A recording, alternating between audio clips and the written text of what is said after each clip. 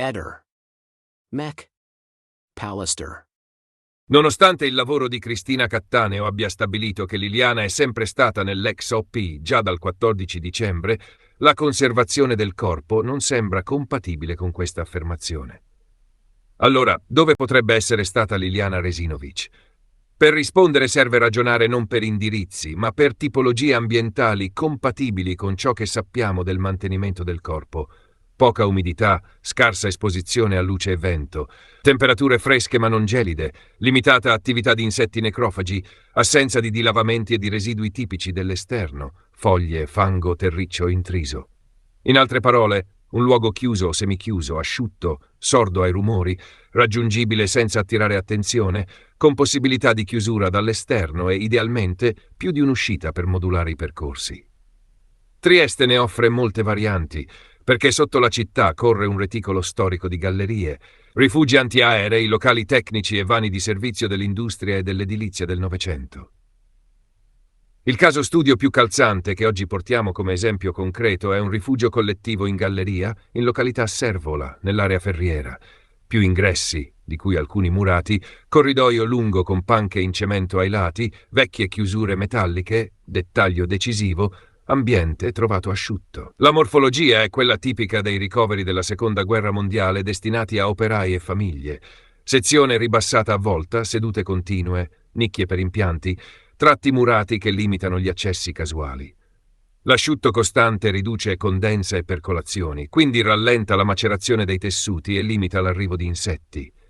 La struttura massiccia isola i suoni. La presenza di più accessi consente a chi conosce il luogo di entrare e uscire senza passare sempre dallo stesso varco. È il tipo di posto giusto per trattenere qualcuno per ore o giorni, restando invisibili.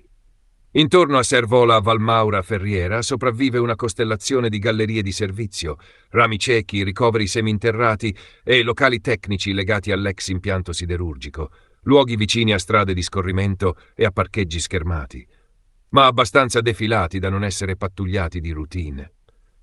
In termini criminologici presentano un profilo ideale: accesso rapido, microclima stabile, possibilità di chiusura, tempi di sosta ridotti in superficie. Se si ipotizza un trasferimento finale verso il boschetto dell'ex Oppi, la distanza è compatibile con uno spostamento notturno breve, senza attraversare i punti più videocontrollati. Un secondo cluster di ambienti compatibili corre tra San Sabba e Via Flavia. Grandi condomini anni 60-70 con autorimesse a piani sfalsati, corridoi di cantine comunicanti, vani tecnici profondi e accessi carrabili interni. Anche qui domina l'asciutto, la possibilità di chiudere dall'esterno la sordità dell'ambiente. L'uso civile continuo riduce lo spazio d'azione, ma box inutilizzati, filze di cantine con doppie porte o volumi tecnici poco frequentati possono aver offerto uno stazionamento breve senza lasciare tracce appariscenti. Terzo asse potenzialmente utile, il versante Roiano-Gretta-Barcola, dove coesistono antiche opere in galleria, tratti dismessi, depositi e autorimesse interne a colline scavate. L'idoneità qui dipende dal grado di isolamento. Rami ciechi o locali tecnici morti sono compatibili, gallerie convertite a uso pubblico o parcheggi vivi lo sono molto meno. La copertura sonora del traffico aiuta a mascherare movimenti e in inverno il microclima di questi volumi è spesso freddo e secco, quanto basta a rallentare fenomeni esterni di degrado. Infine, non vanno esclusi i volumi tecnici e gli scantinati connessi a strutture ex sanitarie e scolastiche collinari, presenti a macchia di leopardo attorno al Parco di San Giovanni.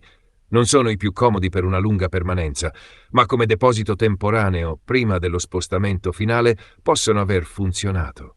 Specie se dotati di accessi secondari schermati da cancellate o siepi. Che cosa ci direbbe in concreto un'ispezione mirata di questi luoghi? Dalla scena tipo Servola ci si aspetterebbero microtracce compatibili con cemento e ossidi, polveri calcaree, ruggine, eventuale polvere di carbone fuliggine residua nell'area ferriera, fibre tessili dei sedili cordini, spore e pollini tipici di ambienti sotterranei asciutti, scarsi residui vegetali freschi. Sul corpo e sugli indumenti, in uno scenario indoor asciutto, ci si aspetta poca terra bagnata, rari segni di dilavamento, colonizzazione entomologica limitata e non tipica dell'aperto invernale, abrasioni compatibili con superfici ruvide di cemento. Sulle vie d'accesso si cercano segni di soste brevi, gomme a bordo strada, microtrasferimenti di polvere cementizia nei tappetini, granuli di ruggine nei vani carico, tracce di calcare sui pedali, residui di vernice o di mattone frantumato. La domanda perché non sempre all'aperto nel boschetto dell'ex Hoppy trova qui una risposta logica. Il boschetto è umido, sporco di materiale organico e in balia di pioggia e vento.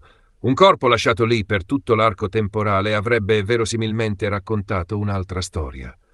Un ambiente chiuso, asciutto e sordo, come i rifugi bellici in galleria, alcuni box, cantine profonde o i locali tecnici a piani inferiori, spiega meglio un mantenimento relativamente pulito fino al deposito finale.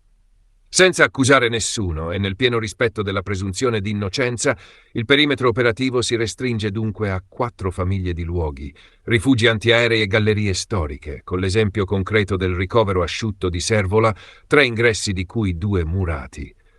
Volumi tecnici e cantine profonde della cintura San Sabba via Flavia. Rami ciechi e autorimesse scavate del versante roiano Gretta Barcola. Locali tecnici collinari attorno al parco di San Giovanni. Sono i contesti che, per microclima, isolamento e logistica, offrono la compatibilità più alta con una prigionia o custodia breve e con la successiva messa in scena nel boschetto. Il passo successivo, investigativo, non speculativo, è incrociare queste tipologie con percorsi, orari, telecamere di cintura e celle telefoniche silenti. E soprattutto con le microtracce. Sono loro più delle mappe a dire dove Liliana è stata davvero.